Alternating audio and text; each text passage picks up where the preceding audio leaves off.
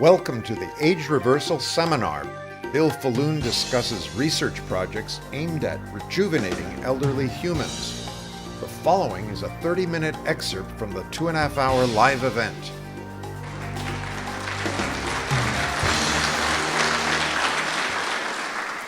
Thank you. The purpose of tonight's talk is to enlighten you about 5 different technologies that may correct the problems that Aubrey de Grey just described to you.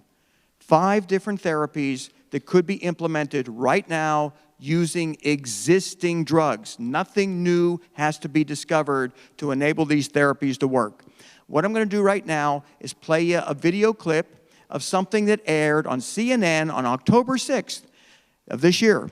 If you remember, October 6th is when that hurricane was offshore. We were kind of paying attention to the weather and not to the news. But I'm going to play this for you right now. It's only a few minutes, and it's going to show a situation where old dogs are made young again. Go, everybody, go!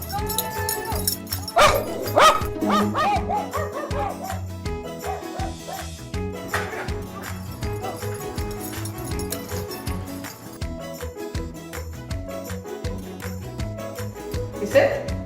Good boy.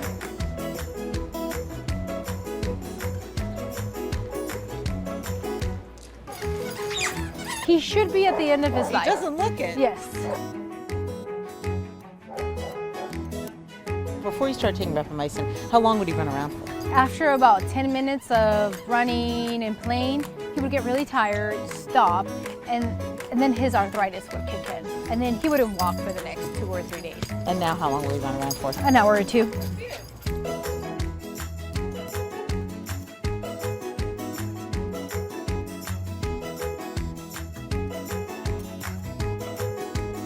This drug is very likely to have the same effects on lifespan and health span in dogs and probably in people as we've seen in laboratory animals.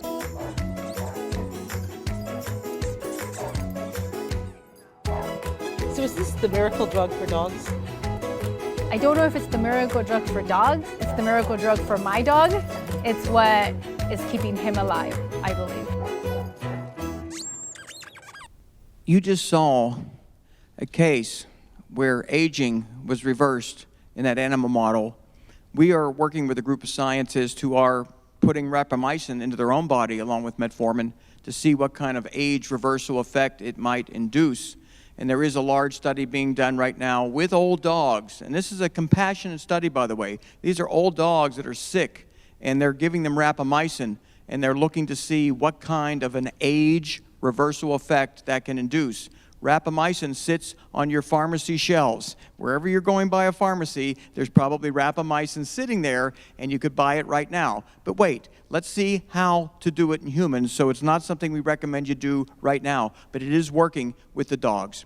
Now we're going to learn a new word tonight called senolytics. Senolytics. Seno refers to senescent, lytics refers to destruction. So a senolytic compound destroys senescent cells. Now, these are your cells that we want to try to destroy. So if you wonder why we want to do this, well, senescent cells accumulate as we age. They impede organ function. They create low-level systemic inflammation. They can turn into cancer, and they shorten healthy lifespan. There is no value to retaining these senile, dysfunctional cells that linger in your body far too long. They get in the way of healthy metabolic activity. Great news happened in 2015. Animal study using an existing drug called dasatinib. It's a leukemia drug. People with chronic myeloid leukemia take this every single day. The side effects aren't too bad, even though they're taking it every single day. And if you look at the benefits, though, that occurred when they gave just low-dose dasatinib periodically to animals, you're going to see improvements in frailty, improvements in arterial and cardiac function, improved bone density, just one benefit after another, including extended, healthy lifespan, with one drug that's available right now. No need to discover a new compound. This drug already exists. And what we really like about this drug, and by the way, these are some of the comments made by the researchers who developed the study with the animals. They feel right now it's ready for testing in humans, and people are now looking to design clinical studies, including our company, to test whether or not this will have the age reversal impact that it did in the animal model. The enthusiasm from the researchers at the Mayo Clinic and Scripps Research Institute are incredible. If you read what they're saying up here, they believe this drug should be tested in human beings. And this is how easy it is to use dasatinib, based on a protocol that's being worked on right now. You go to, let's say, the Bahamas, because you can't get it easily in this country. Doctors won't prescribe this for you very easily. It's a leukemia drug. They're afraid they're going to lose their license if they prescribe this in this country. But you go to the Bahamas, and you go to one of the many doctors that we have very nice connections with, and you enroll as a patient. And that doctor reviews your blood test, determines that you can benefit from dasatinib. He prescribes 3 tablets, just 3 tablets. 1 you take when you're over in Nassau, and bring 2 more back with you to take the 2 following weeks. 3 tablets of dasatinib, along with the nutrient quercetin, which you can buy at any health food store. Just that simple protocol, we feel, may result in those significant reversals of all of those different aging pathologies. This is the simplest way in which people who are aging and are loaded up with these senescent cells can purge those undesirable dysfunctional cells from their body and regain a lot of youthful functionality. I mean, these benefits are huge. The fact that one drug taken over a 3-week period might do this for humans is outrageously encouraging. And the fact is, it's been demonstrated in the animal model already. We already know it works in animals, so we want to see if it works in humans. That's why research is so essential. I'm now going to talk about reversing immune senescence. If nothing else kills us, by the way, and Aubrey had that up there on his slide presentation, our declining immune function is going to be a killer. The thymus gland is the master gland of immunity. It's responsible for many, many immune functions. The problem with our thymus gland, however, is that it shrivels as we grow older. It peaks right around puberty. And by the time we reach 40, we don't have a lot of thymic tissue left. And by the time 70 or 80 comes around, there may be virtually nothing left.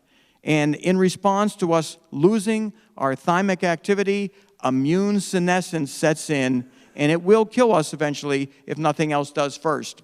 This chart shows, and it's a complicated chart, and I'm not going to explain it in detail, how our immune system goes haywire as we grow past the age of 60 and 70. Our immune system basically collapses. It falls off a cliff. And yet, we feel we can restore that by regenerating the thymus gland. Now, these 2 charts are very interesting, and I'll just tell you what they mean. They show that if you're 80 years old and you engage in just 2 blood tests, one is CD4-CD8 ratio, the other is delayed type hypersensitivity, those 2 tests can predict if you're going to be dead within 2 years.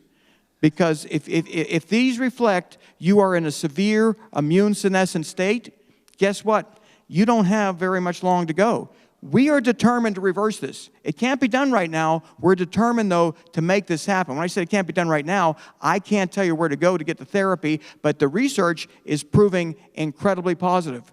Because guess what? In the animal model, they've been able to reverse thymic atrophy. They've been able to regrow the thymus gland back into a youthful, functional gland. In HIV patients, they were able to regenerate the thymus gland and extend the lifespan of those HIV patients. And what happened in 2016 is unprecedented. A study was done with 9 otherwise healthy older people, when I say older, over the age of 55. They were put on a protocol of existing drugs. Nothing new had to be discovered, just some creative ways of using these existing drugs, and they were able, over a period of a year, to regenerate the thymus gland. Life Extension contributed $60,000 to do MRI imaging to confirm that, and the latest results that we've heard is that those blood markers that indicate immune senescence, they're reversing. These people are having their immune functions restored. with existing therapies that right now we want to see a trial expanded to 30 patients to see if we cannot duplicate the successful study that was done here. But the thymus gland does more than just kill malignant cells and infectious agents. It also filters out pro-inflammatory autoimmune cells. So people suffering from lupus, MS, rheumatoid disease, a wide range of autoimmune disorders, if we regenerate their thymus gland, we may cure them. And also organ transplants. People who have a new kidney put in, they often have to go on anti-rejection, immune-suppressing drugs.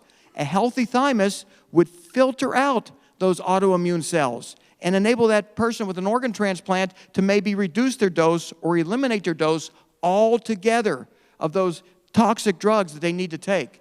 So we're only looking at raising $25 million to study all of the therapies you're going to hear about tonight. Just $25 million. If this is the only therapy that works, and it's been proven to work in 9 people so far. 9 people have tested this drug cocktail, and it's worked for them. If we can expand that to 30 people and show it works in those 30 people, and the cost, by the way, to do that study for 30 people, only $1.5 million, just $1.5 million, and we could have a way for everyone in this room to reverse immune senescence at an affordable price. Thymic regeneration, it would be something that everyone over the age of 40 will do, just like people get vaccinated when they're children to avoid all these terrible viral diseases, just like people undergo colonoscopies, like people undergo flu shots. Everyone over 40 will want to do this once efficacy is demonstrated. And the good news is efficacy has been demonstrated in otherwise healthy older people who shouldn't have any thymic activity. The topic of tonight's lecture, as you know, is human age reversal. And that still may seem a little bit strange to many people in this room. But bear in mind, every single major medical advance was criticized. It was greeted with skepticism. It was even considered immoral. Every single medical advance. When age reversal becomes the norm, it will become an obligation of medicine.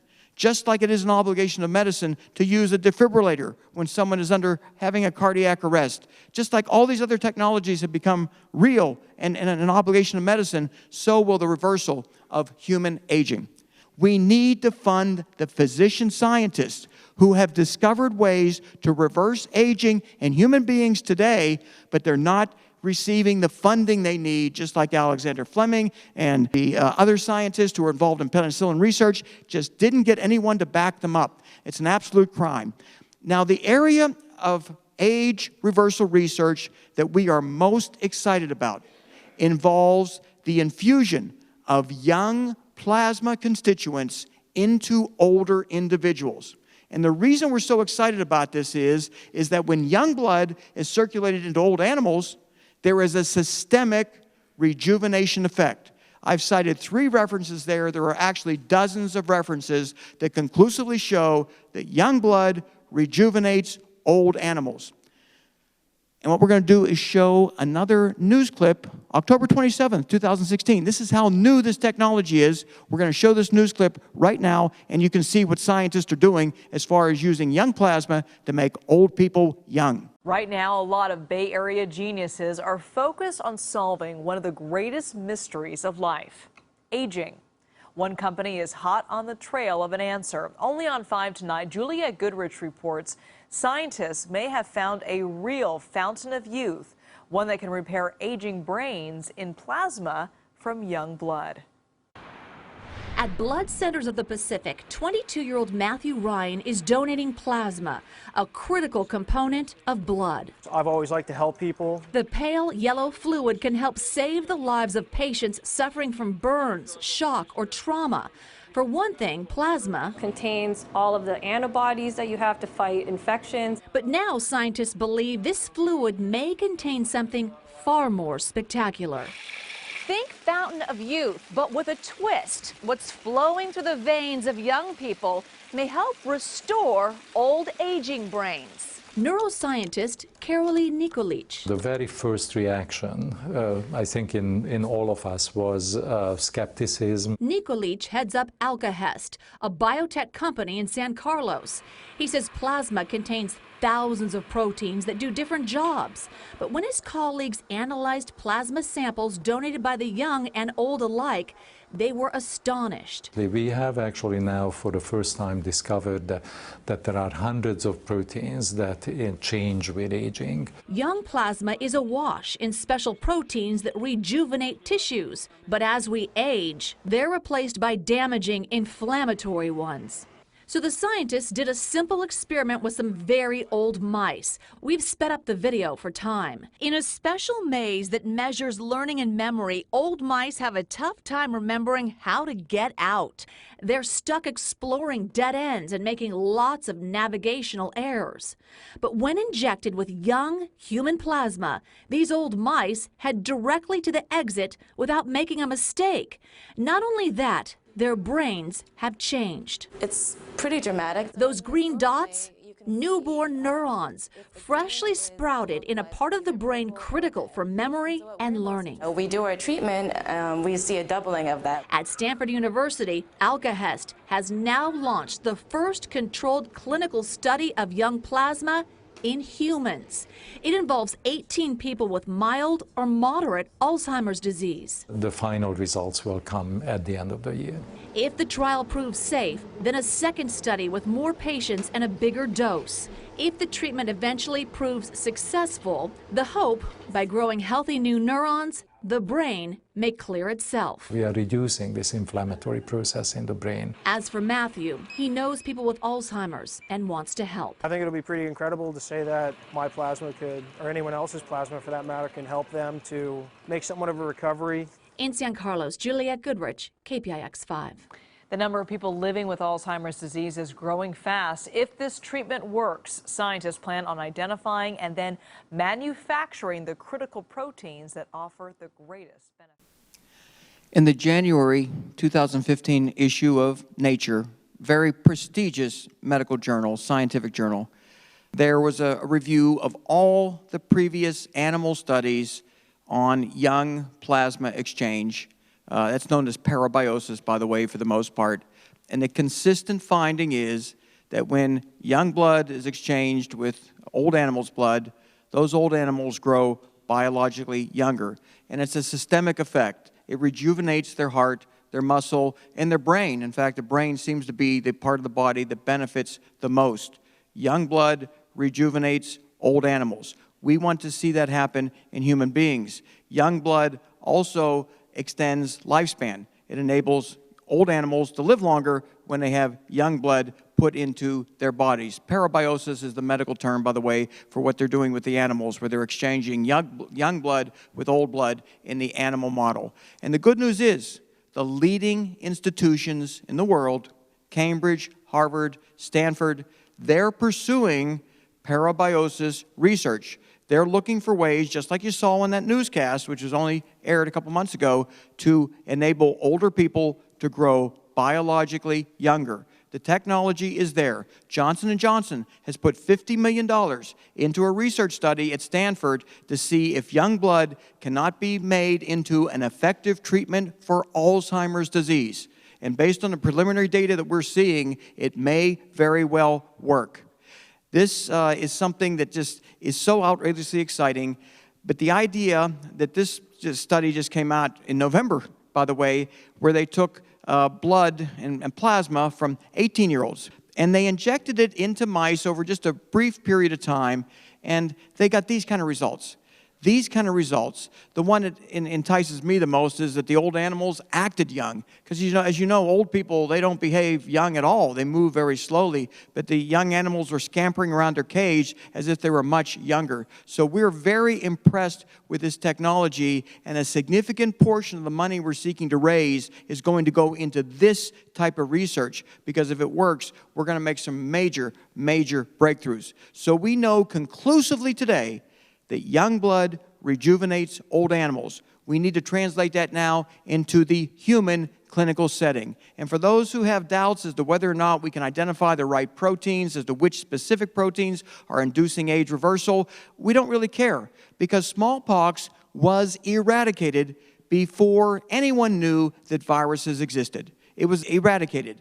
And if we're able to use stem cell mobilized young plasma to rejuvenate older people, we don't need to know exactly what's in that plasma that's doing it. If old people are becoming young again, we're going to be very, very happy. Very, very happy. And the great news is we know a lot more about aging today than what our ancestors did about smallpox. A lot more about the underlying mechanisms of aging. And yet our ancestors were able to eradicate smallpox wherever universal vaccination was initiated.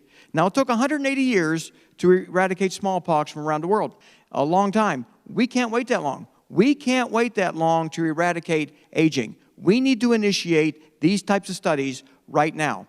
And one of the proteins, by the way, that's been shown to reverse aging, it's been extensively studied at Harvard. It's called GDF11, Growth Differentiating Factor 11. It is a protein that has enticed a group of engineers so much that they are now going to test this on an increasing number of people because they've seen age reversal results already in themselves. This is a slide in which the first human being to ever put GDF11 in his body describes why he's doing it. There are some real compelling pieces of evidence to indicate that putting GDF11 in your body now will enable you to grow younger. And letting aging take its course, that's actually more risky, according to this group of engineers, than not trying GDF11.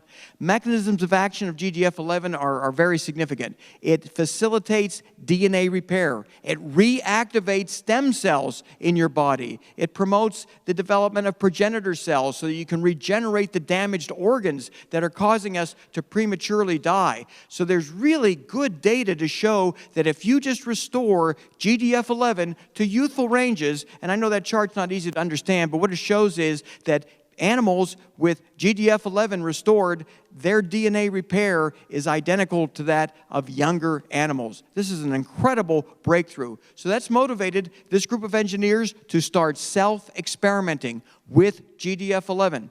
And the anecdotal results are spectacular. They're growing younger based on the way they feel and look, including a restoration of their sense of smell and their youthful appetite. Sexual performance back down to a youthful level. Their gray hair is turning black again. This is what they're observing in themselves. But this is just anecdotal. This is not scientific. What scientific is are clinical measures of aging. And what they've done is implemented 3 clinical measures to determine, are they really growing biologically younger? In response to GDF11 therapy, well, there's a 20 to 30% improvement in skin elasticity. That's big. After 4 to 14 months of using GDF11, they're seeing these kind of results occur this rapidly. In other words, age reversal may not take a long time. It may happen very quickly. As it relates to cognitive function, after 4 to 14 months on GDF11, they're scoring much, much better. Their cognitive function dramatically improved. But this is the real shocker. And Aubrey de Grey talked about this as it relates to hypertension. He talked about arterial stiffness. This needs to be reversed, or hypertension and other medical problems are going to eventually kill us. Guess what? In response to GDF11, 4 to 14 months, a 37% improvement in arterial stiffness. Their arteries are expanding and contracting with youthful elasticity again. This by itself, if this was the only benefit GDF11 did, this would be a multi-billion-dollar blockbuster. And yet, it's available right now, and people are self-experimenting. When I say available, it's available if you go through a very complicated network of individuals who are kind of using it in a veterinary experiment, but they are the experimental subjects, and they're getting these kind of results. And there is, again, this urgent need to fund age reversal research, adding a lot of time to people's lives, sparing pension funds, Medicare, Social Security, reversing aging so that people look, feel, and behave biologically younger. This is our objective, and this is our plan. We need to raise money from accredited investors, and we're looking for very wealthy accredited investors in the beginning here to put money into a company that will then use that money for a purpose to identify, which we've already done. We've identified 5 or 6 projects we want to fund right now. And we want to put the money into the scientists' hands, and the scientists that then develop validated age reversal therapies, well, that money then goes back to the company, and the company can use it to, of course, do all kinds of things that companies do more research, and cause the company to become popular enough that other people duplicate us. We want people to copycat what we're doing so that lots and lots of research is funded and lots of technologies evolve to reverse biological aging.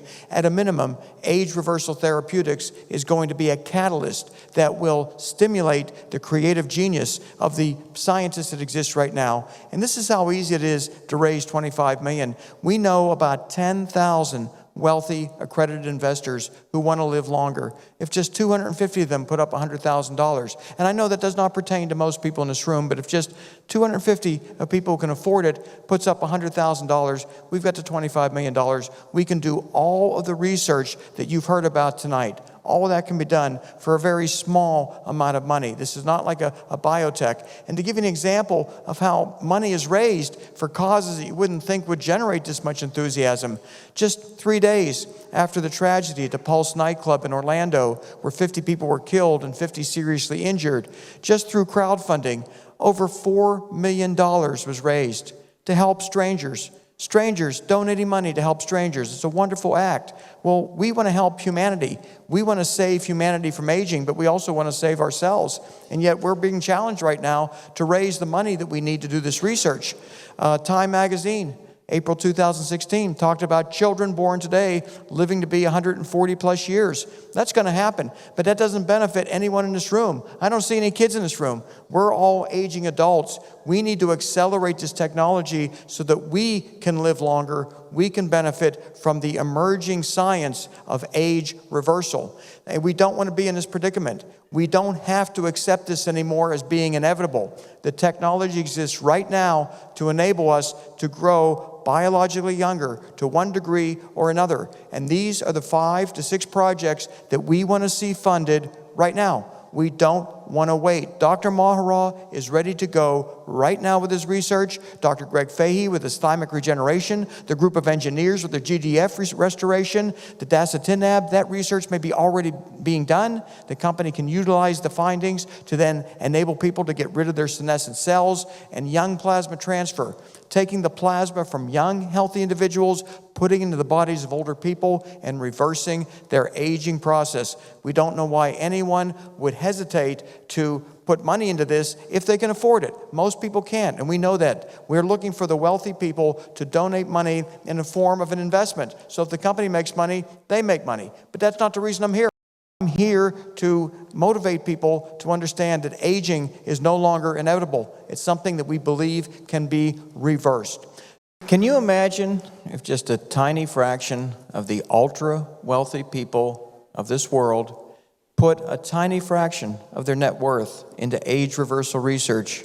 Everyone in this room would live a lot longer, a lot healthier, and move into a future where aging and death may be optional. Involuntary death may not be an issue anymore, and right now it is. We grow old, we degenerate, we suffer, and for all of human history, there was not much you could do about it. You'd cure a disease here and there, but then you'd die of something else. If we gain control over aging, and Peter Nygaard is a living example of someone who put over $20 million of his own money into technologies to advance this science forward. And all of the people that I have described today, they are engaged in research. They're engaged in fundraising aimed at turning this into reality. This is earth-shattering from the standpoint of where we stand in human history today. Thank you.